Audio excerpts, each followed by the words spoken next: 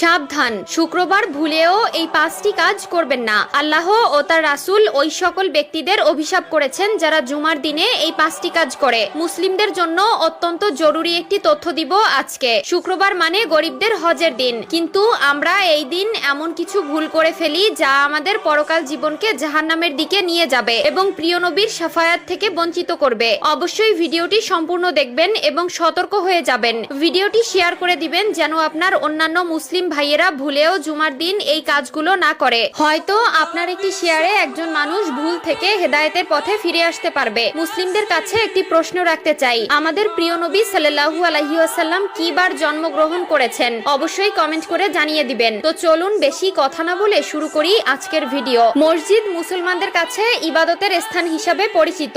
এরপরও আমরা মসজিদে এমন কিছু কাজ করে থাকি যা মসজিদের পবিত্রতা নষ্ট করে। তাই মসজিদের পবিত্রতা রক্ষার জন্য কোরআন হাদিসে নিষিদ্ধ বিষয়ের উপর লক্ষ্য রাখা উচিত। 1 নম্বরে কোনো নামাজি অন্য নামাজিকে উঠিয়ে দিয়ে বসা যাবে না। রুদ্দুল মুখতার 630। মসজিদের ভেতরে প্রতি ওয়াক্ত নামাজ একই স্থানে আদায় করার জন্য কোনো লোক নির্দিষ্ট জায়গা রাখতে পারবে না। 2 নম্বরে রয়েছে মসজিদে হারানো বস্তু তালাশ করা যাবে না, কারণ মসজিদে দ্বীনের কথা বা কাজ ব্যতীত অন্য কোনো কথা বা কাজ করা নিষেধ। মিশকাত শরীফ 654। হযরত আবু হুরায়রা রাদিয়াল্লাহু তাআলা আনহু হতে বর্ণিত, রাসূলুল্লাহ সাল্লাল্লাহু আলাইহি ওয়াসাল্লাম বলেন, তোমাদের কেউ যদি মসজিদে হারানো বিজ্ঞপ্তি দিতে শুনে তাহলে সে যেন বলে, আল্লাহ তোমাকে ওই জিনিস ফিরিয়ে না দিক, কেননা মসজিদ এই সকল কাজের জন্য নির্মাণ করা হয়নি। মুসলিম শরীফ 568। 3 নম্বরে মসজিদে দুর্গন্ধময় কোনো জিনিস খেয়ে বা নিয়ে